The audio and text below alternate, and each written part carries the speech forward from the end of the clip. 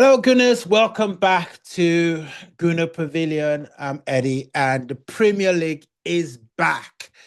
And Arsenal return home to the Emirates after smashing Atletico Madrid 4-0 in the Champions League. I am still smiling after that performance. It was an absolutely brilliant performance by Arsenal. But Arsenal returned back to the Emirates for the Premier League clash with Crystal Palace. So Arsenal versus Crystal Palace. This is a Sunday, 2 p.m. UK time game. And there are questions, lots of questions that I would like to dive into, ahead of that game. So this is the Pavilion preview.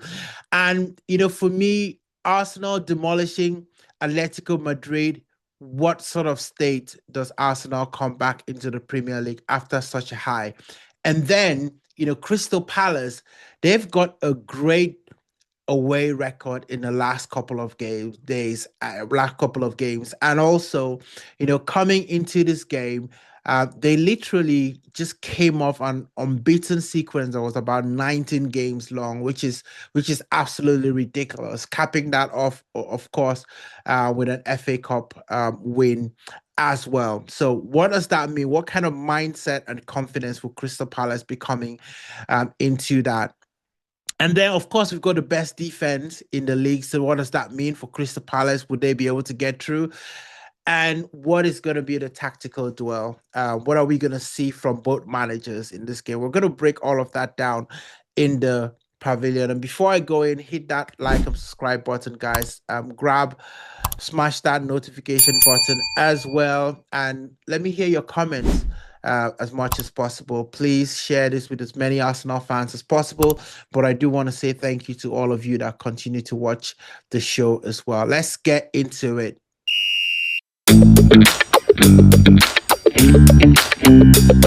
Okay, all right, let's start with Arsenal. Arsenal are coming off a 1-0 victory. It was more of a grind, against Fulham in our last Premier League game. And then, of course, we went into the Champions League and we demolished Atletico Madrid 4-0. So for me, that's 14 straight home wins that we've had, especially in Europe under Arteta. And I think, this is confidence because no other English team have got that sort of record in Europe. But it's not only in Europe that we've been impressive, as everyone knows, and people have been bandying this around. So you're all familiar with this. So it's 3 goals in the last 8 Premier League games and only 1 from open play. And that's the fewest of any team this season. And all the stats, websites back that up, as well. And that's really consistency. And there's something that is to be said about that. And I'll talk about that more in a second. But then, of course, we look at the likes of Declan Rice that is absolutely controlling that midfield. This lad runs tirelessly in every game. And every time there was a short pan towards him, you kind of see him panting, literally, like he's just, and I'm like, how does he keep on going, with how much he runs? And Arteta was talking about it, that Declan Rice has become more of a complete midfielder. He was speaking about Declan Rice. It was an interview that he did. And when he talked about his roles being changed, and Arteta was like, well, actually, it's more about being a complete midfielder. That's sort of what Declan Rice is. And he's got the stats, to back that up. So I'm looking at this stat website here called F Brief, and it's saying that, Declan Rice has got 0.43 key passes per game. Now, that looks modest, but then when you start to compare that against other guys in the Premier League, like, Rodri and Bruno Gyökeres, people who play in the same position, he's actually the third, among the Premier League holding midfielders. Obviously, Bruno Gyökeres is top of that chat as well. And then up front, Victor Gyökeres. He scored 2 goals in the Champions League this week. That will give him a lot of confidence going in. And listen, him coming into the team has actually elevated Arsenal's XG. For those of you who like that stat, it's gone from 1.7 per game to 2.3 per game since he came in. And that's from Understat. And I was listening to a podcast in Talksport, and Piers Morgan was talking, saying that he's the missing link. And I tend to agree. And he is that center forward that is going to be relentless. And when you play in a team like Arsenal, you're going to get chances. And I think a lot of the criticism and a lot of the things that Arsenal fans have been saying is that he's not getting the chances. And he's not the sort of player that needs 4 or 5 chances to get one in, you know. So I think that's always going to be good. And this is an evolution, right? Where we're watching this under our very noses, how he's evolving. And listen, his goals may be ugly, but they are loud and they're important. So this is the context that we're going into this game. I just want to look at Crystal Palace because I think that this might be one of our toughest home games, at least till late. And the reason is because if you look at what Crystal Palace have been doing in the last couple of games, they're looking very convincing. I've gone back and watched a couple of their games, watched a couple of highlights, and they have some players that are really, really important to what Glasner is doing on that pitch. And it seems like losing Eze and losing Olise has actually made them more proactive than reactive. They no longer just sit back, and let the game just progress. They actually are more progressive. And listen, they sit 8 right now with 3 wins, 4 draws, and 1 loss, and they're averaging about 1.63 points per game. They're harder to beat, and I think the stats are backing that up. And for the first time, they're averaging about 52% possession in games. So that means that they are not just sitting back and doing low blocks. They're actually, getting as much as the ball as the opposition that they are playing. And they've had a signature result. They've had a signature result, and we can say maybe Newcastle for us was a signature result. Same sort of scoreline, 2-1 against Liverpool. We had 2-1 against Newcastle. So you could almost say that Palace are actually really built to play against the big teams. They are. Um, they also run more than every other team so far in the league right now, according to Opta. They run about 8 kilometers more as a team. They press early and they take their chances. And I think that's their blueprint. And away from home, they're quietly effective. There's about 1.5 goals per game, and that's the sixth best in the league, according to Footy Stats. Now, what I noticed in the game that they had in midweek, their Europa Conference League, is that they rested Adam Wharton and also Kadama. Those two players are actually quite key for Crystal Palace in the middle of the park, and they rested them in that game, and that tells me that they've probably circled this Arsenal game as a game that they can get a result in, and you can almost tell from the demeanor, of Glasner, even though he was disappointed, his post match conference after that defeat, you could see that he had this quiet confidence about they've planned this game, they've looked at this game ahead, of now.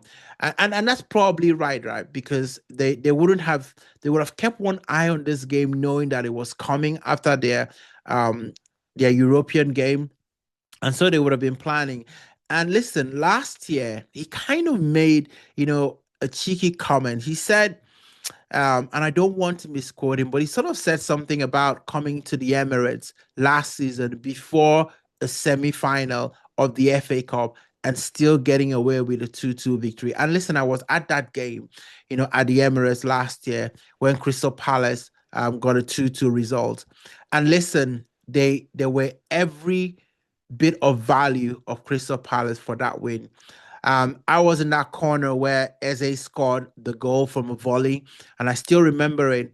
And throughout that game, it kept looking like, Crystal Palace could nick something. Crystal Palace could nick something. Of course, remember there was an error for that second goal that led to their equalizer. But they're going to be confident that they can come to the Emirates and they can take a result out of it. So listen, I think that Arsenal discipline is going to be very, very important in this game. So when I look at both teams, well, the story of the tape, for me, obviously head to head, Arsenal have won 15 of the last 25 meetings against Palace.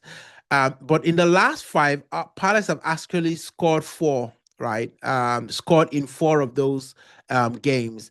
Now, of course, we're very good at home. We've got the second best home record just behind Liverpool. And we're first for clean sheets right now in the season, and everyone knows that. But I think that momentum lies with Arsenal in this game. I think our 4 straight wins, the amount of goals that we scored, only conceding, 1 goal within that time, and 1 defeat, in all competitions. I think that that should give us a lot of confidence going into this game. And I think Ateta has talked a lot about, the fact that he wants to be the best in everything. He wants to be the best in low block. He wants to be the best in set pieces. He wants to be the best in transition. And those are the things that Arsenal are improving, time and time again. And it's almost a little bit that, he loves control. He loves control. And even within that control, there's a little bit of chaos. The chaos that we create in set pieces, the chaos that we create in transition, the chaos that we create when we're trying to progress the ball up the pitch. I think rhythm is going to be important in this game. Um, when it comes to Palace, and I was sort of thinking to myself, what are the things that Palace will need to do right in order to win this game? And just looking at the way that Palace plays, I think pressing high is going to be top of the agenda. I will expect to see Palace pressing high in this game, and they'll be looking to take advantage of the vacated spaces that we would have, because our fullbacks love to go forward. Not quite sure who Arteta is going to pick in this game. I'm going to go to the lineup in a second, but I think they'll be looking to use the pace of Sa. They're looking to use the pace of Mateta, especially in those transitions to try and hit us. But also, Palace are good in set pieces. Remember what happened in Liverpool? It was a long throw that eventually led, to them winning that game against Liverpool. And so they are no slouch. So obviously they're going to be focused on stopping Arsenal from scoring from set pieces, but they are also quite good as well, especially in the long throw department. And listen, they stay compact. They stay compact. A lot of the times in their games, it doesn't seem like they are frenetic or panicking, even in the games that they play. And they always have this belief that they can get something out of the game. You just look at the game against Bournemouth, they constantly believe that they were going to get something, and they got something out of that game. And their mindset would be, we've beaten Liverpool. Why not Arsenal? Why not actually add Arsenal to the list of the teams that they can beat? And this reminds me a little bit about Bournemouth, last season, because they were a little bit like that too as well. Okay, what are my keys for victory for Arsenal? I think fast starts. We've talked about this. We need to start fast, in this game. I think you want to settle down the crowd a little bit. You don't want to give Crystal Palace any confidence that can actually start to, have some joy. You want to kill it off as soon as possible. And sometimes it's not even goals, because if you watch the Atletico game, it's just the way that we started the game. Right off the start, we're pressing them. We're right off the start, we're making chances, getting into their boxes, hitting the bar, getting shots off onto the keeper. You want to do that because that absolutely affects the way that they start to think about their own game plan as well.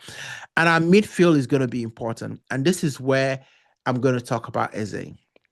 Now, Eze obviously is playing his old team, and there's a lot of things about revenge game, but I don't think this is a revenge game for Eze. Why? Because he left Crystal Palace in the best of ways. Helped them to an FA Cup victory, was very critical in that run to get them getting to the final and ultimately winning that final as well. And he wasn't pushing for a move. He was patient. Arsenal came in, and then it happened. Everything was natural. You hear a lot of Crystal Palace fans talk very highly about Eberechi Eze.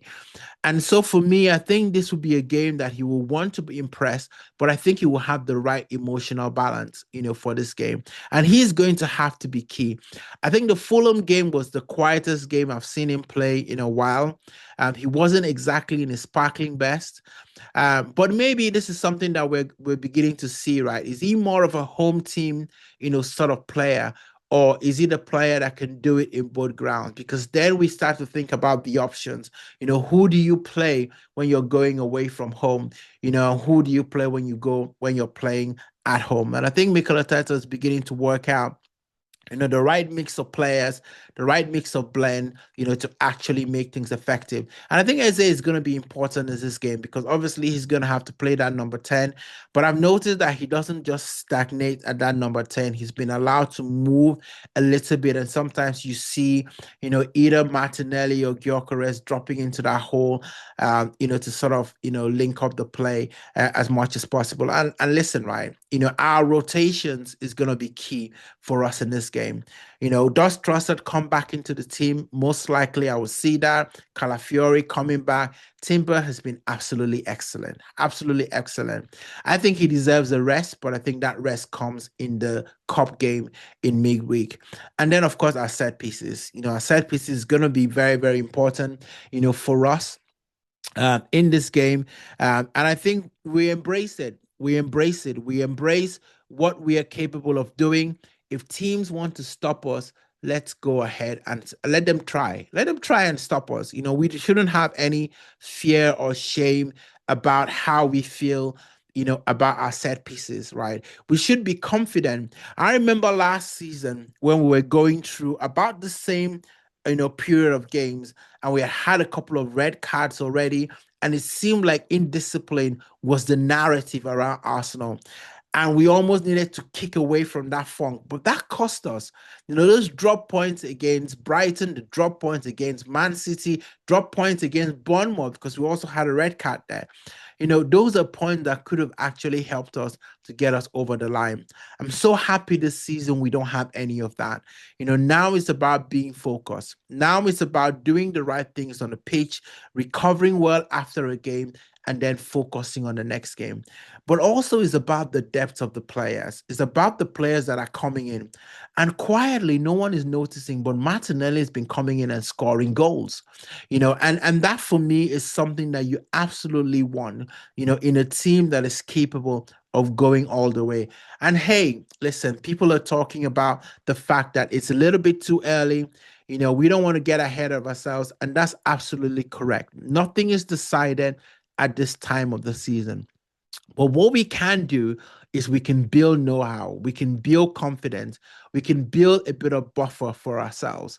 So whenever our purple patch comes or our slump, because it's impossible to go through a 38 game season without having a bit of a patchy, part of it. Liverpool could say that they've gone through that now. It remains to be seen whether they've actually come out of that. The game against Brentford will be decisive. But for me, it's not really about what the other teams are doing. We got to focus on ourselves. We got to focus on what is good for Arsenal and what can Arsenal control. And that is what we do on the pitch. That's how we protect our players from injuries. And speaking of injuries, there's been a lot of good news about players like Nkape, Havertz, also Gabriel Jesus, also backing, doing some bit of work as well. Madueke is not too far off as well. I think Madueke is quite close to, to coming back into the fold. So let's look at the lineup that I think that Arsenal are going to go with in this game against Crystal Palace. And for me, back four, let's start off with Raya in goal. I think Raya is going to play. So we just move on. Um, I heard Gabriel left the game, with something. So that's something to watch out, whether Gabriel will actually start this game. He always looks like a player that always willing to go into the game despite how he's feeling. Maybe he plays this game and Arteta holds him back in the Brighton game, in the cup. So we'll see. But I'll be talking about Saliba and Gabriel in the middle. Calafiori comes back after getting a rest in the Champions League, and then Timber. It would be nice to see Ben White, start a game, and I wonder whether this might be the game, but Arteta might, because honestly, Timber has been one of the best right back in the league so far. So you might not want to disrupt that momentum, but of course, you always got to think at the back of your head, are we at the risk of an injury to this player, because I don't think we want to lose him for a long time. And then we go into the midfield, and then you've got Zubimendi and you got Rice. I think that goes without saying. They both start in the game. And then right hand side is Saka. And can I just say, Saka is quietly getting him back to his pristine form. I'm just loving what he's doing. He feels like he has no effects from the injuries that he's had. Excuse me. And he's taking his players on, and he's doing it in different ways, and also I'm appreciating the fact that he's going outside a little bit more, instead of trying to come back inside, which is a lot of his game, and trying to strike with that left foot. Now he's taking players, outside, which means that he's becoming a little bit more unpredictable, and I absolutely love that. So on the right hand side, we've got Saka. Then we've got Eze. Eze's got to play. And then I think it's between Trossard and Martinelli. I think Trossard, comes back into this game, Premier League, and of course, you got Gyökeres. So my prediction, for this game is a 2-0 victory to Arsenal. Eze scoring one, Eze assisting one. And hey, because storylines, are poetic, right? So this feels like a storyline in the making, and I would love to see him score and then have a mute celebration as well. So that's your Pavilion preview, guys. Let me know what you think about this. Drop your own predictions in the comments. Who scores first? How many for Gyökeres? And can Arsenal keep that defensive record? People are already talking about the record that Chelsea had, going through the whole season, conceding 15 goals. Can Arsenal do that? Honestly, I would love to see us break that record just for the bragging rights, but I just want us to keep winning. The main aim is the main aim. The main aim is to win in the Champions League, guys. Listen, if you're watching this before kickoff, you know what to do. Get those snacks. You know the rule. Clear your schedule and lock in, because it's Arsenal time. And I appreciate all of you for continuing to watch this. I'll see you at the Pavilion debrief, where we'll talk about 3 ups, 3 downs, no matter what the score is in the game. I'll see you in the next one.